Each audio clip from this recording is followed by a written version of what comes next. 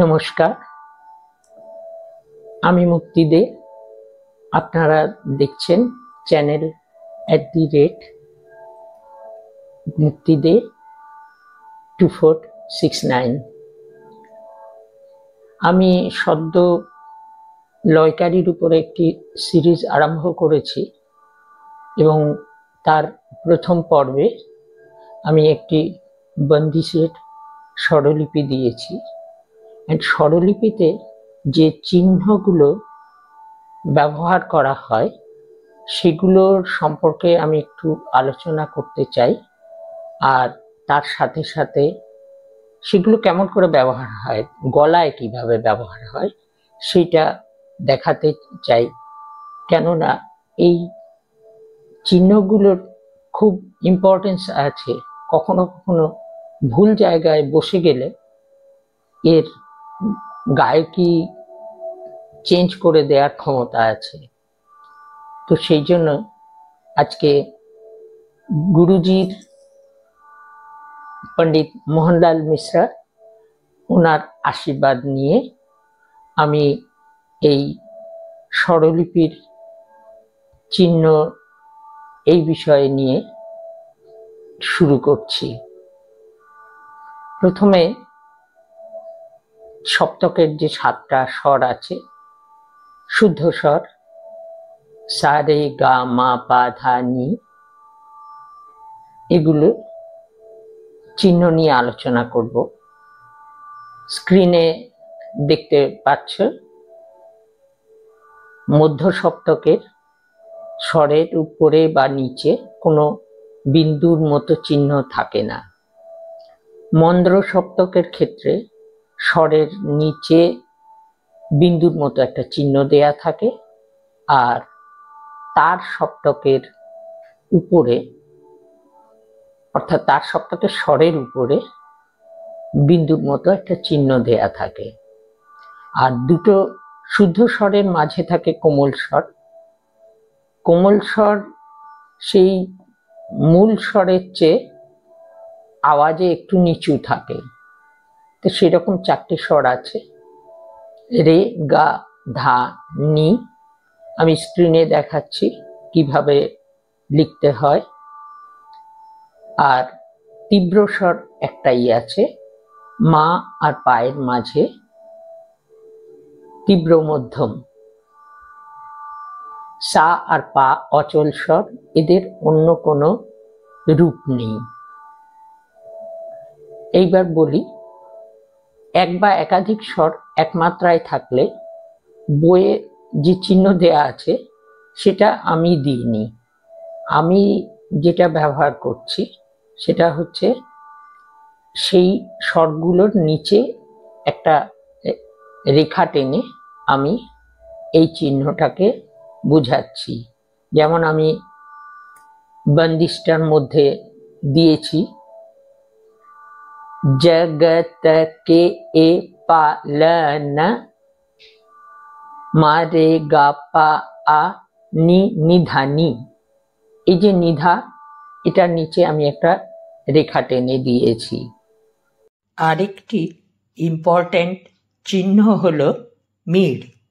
আমরা যখন এক স্বর থেকে আর এক স্বরে গ্লাইড করে, অর্থাৎ গড়িয়ে গড়িয়ে পৌঁছাই, কিন্তু মাঝখানে কিছু স্বর থাকে যাদের অস্তিত্ব আমরা অনুভব করি কিন্তু উচ্চারণ করি না, তখন একে বলা হয় মিড়।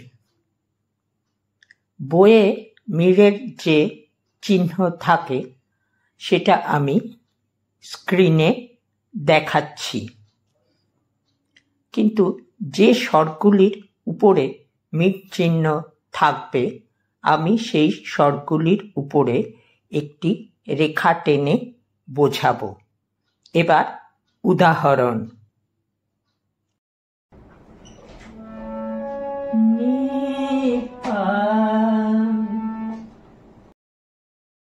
এখানে নি আর পায়ের মধ্যে ধা আছে, কিন্তু আমি ধাকে উচ্চারণ করিনি।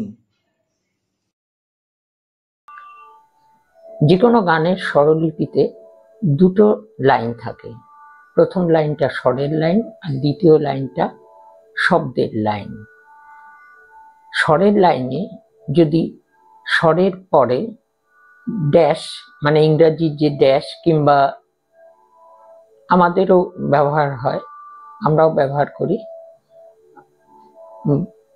সেই চিহ্ন যদি যে কটা থাকবে স্বরের পরে আমরা সেই ততমাত্রা অবধি সেই স্বরটাকে টেনে রাখবো। যেমন আমি বন্দিশে দেখিয়েছি সা নি, এখানে অ্যাকচুয়ালি সা আ আ নি,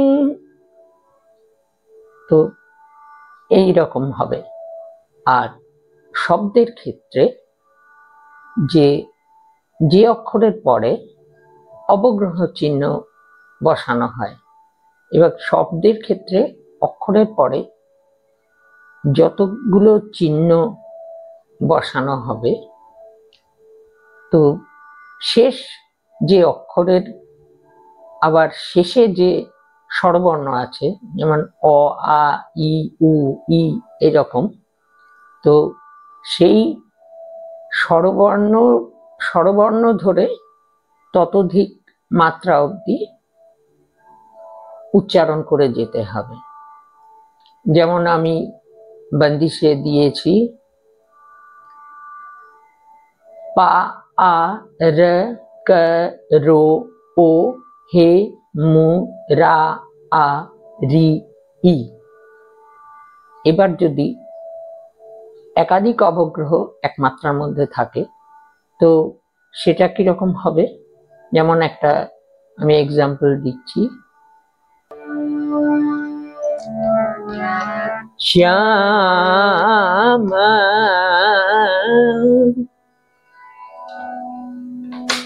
তখন অবগ্রহটা এরকম হবে।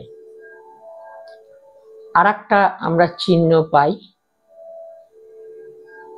বন্ধনীর মধ্যে, প্রথম বন্ধনী, আমরা বাংলায় যেটা বলি ইংলিশের ফার্স্ট ব্র্যাকেট। ফার্স্ট ব্র্যাকেটের মধ্যে যদি কোনো স্বর থাকে তাহলে স্বরটা চারটে স্বর দিয়ে তৈরি হয়। সেই স্বরের ঠিক পরের স্বরটা, তারপরে সেই স্বর এবং তার আগের স্বর, আবার সেই স্বর, এইভাবে চারটে স্বর দিয়ে ওই মাত্রা তৈরি হয়, ওই স্বরটা তৈরি হয়। আবারও আমি ইমানের ইয়েটাই আসি,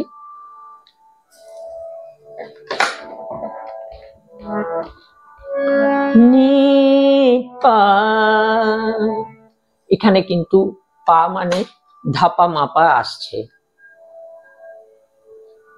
তেমনি যদি বন্ধনীর মধ্যে সা থাকে তাহলে রেসা নিসা আসবে, যেখানে নিটা হবে মন্দ্র স্বর। এবার গ্রেস নোট বা স্পর্শ স্বরের কথায় আসি। স্পর্শ স্বর যদি আমরা ব্যবহার না করি তাতে কিন্তু রাগের কোনো হানি হয় না, মূল স্বরটা গাইলেই হয়, কিন্তু রাগের সৌন্দর্য বৃদ্ধি হয় বা অন্য যে কোনো গানেরই সৌন্দর্য বৃদ্ধি হয় এই স্পর্শ স্বর যোগ করে। স্পর্শ স্বর আমরা মূল স্বরের বাঁ পাশে একটু উপরের দিকে লিখি, আবার এই স্পর্শ স্বর কিন্তু ডান দিকেও ব্যবহার করা যাবে। সেক্ষেত্রে স্বরটার রেশটা হবে গিয়ে তার পরের স্বরে। তো আমি বন্দিশে দেখিয়েছি, যেমন আমি গাইতে পারি জগত কে পালন, জগত কে পালন, এই যে পালন গাইলাম, এইখানে স্পর্শ স্বর আছে, নি নি হচ্ছে মূল স্বর, কিন্তু পা হচ্ছে স্পর্শস্বর। এবার তালের কথায় আসি। তালের প্রথম যে বোলের মাত্রা সেটা হচ্ছে সোম, এবং সোমেই প্রথম তালি পড়ে। আর এটাকে আমরা গুণ চিহ্ন দিয়ে দেখাই। আর ফাঁকের চিহ্ন হচ্ছে 0। সোমকে প্রথম তালি ধরে তার পরবর্তী তালির সংখ্যা নির্ধারিত হয়।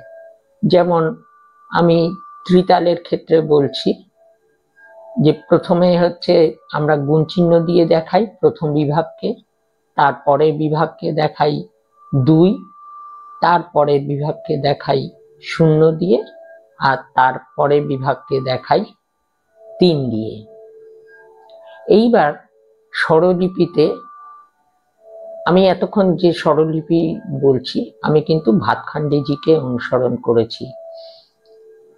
আর এবার আরেকটা জিনিস ব্যবহার হয়, সেটা হচ্ছে কমা। গানে যখন অল্প করে থামতে হয় তখন সেখানে কমা দিই আমরা কমার যদি এদিক ওদিক বসাই তাহলে গানটাও চেঞ্জ হয়ে যায়। কিরকম সেটা আমি দেখাচ্ছি।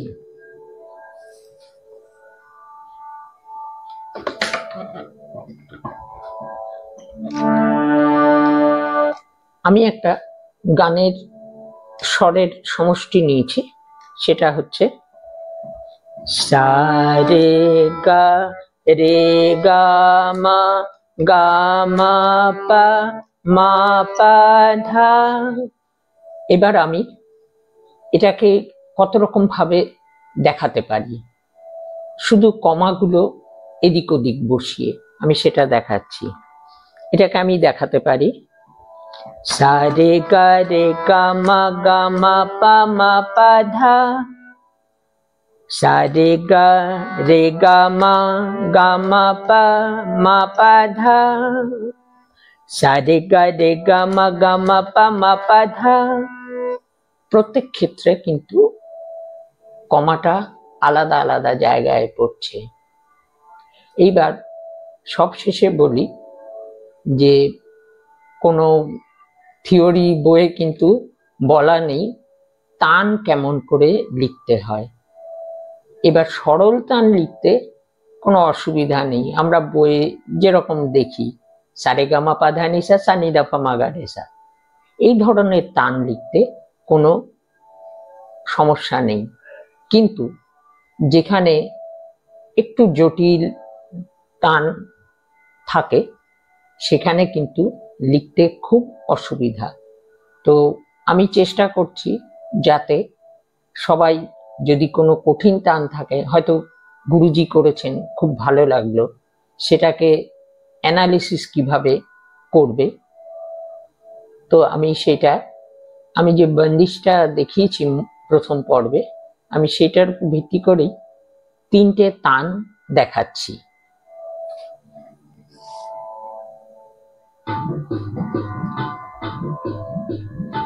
जगत के पालनहार, जगत के पालन सा रे ग म प ध नि सा नि ध प म ग रे सा। जगत के पालन, जगत के पालनहार, सा रे ग रे ग म प म प ध नि ध नि सा रे सा जगत के पालनहार,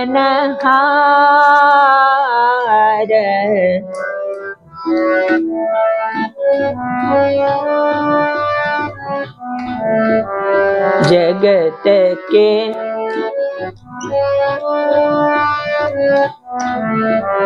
सा रे ग म प ग प ध नि सा धा नि सा रे ग म ग रे सा नि ध प म ग रे सा जगत के पालनहार।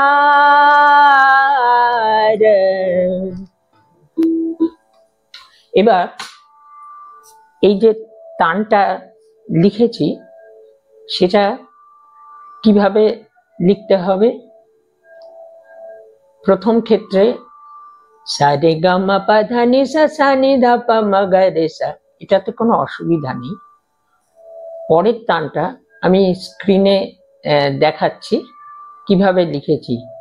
সা রে গা রে রে গা মা গা গা মা পা মা পা ধা পা ধা নি ধা ধা নি সা নি, এইভাবে। আর তার সঙ্গে কমা রয়েছে। আর সেকেন্ডটাতেও ওই রকম ভাবে সা রে গা মা পা গা পা ধা নি সা ধা নি সা রে গা মা গা রে সা নি ধা পা মা গা রে সা। এখানে কিন্তু এই ড্যাশের ব্যবহার এবং কমার ব্যবহার দুটোই লাগবে। তো আমি আজকে এই স্বরলিপি সম্বন্ধে আলোচনা করলাম। সবাই যেগুলোর খোঁজ রাখে না, আমি সেইগুলোর খোঁজ করে বেড়াচ্ছি। আশা করি সবার ভালো লাগবে। আর যদি পছন্দ হয় তাহলে ছোটদের দেখাবেন, বিশেষ করে যারা সদ্য শিখছে তাদের কিন্তু খুব উপকারে লাগবে আমার এই ভিডিও। তো আশা করি আবার দেখা হবে। নমস্কার।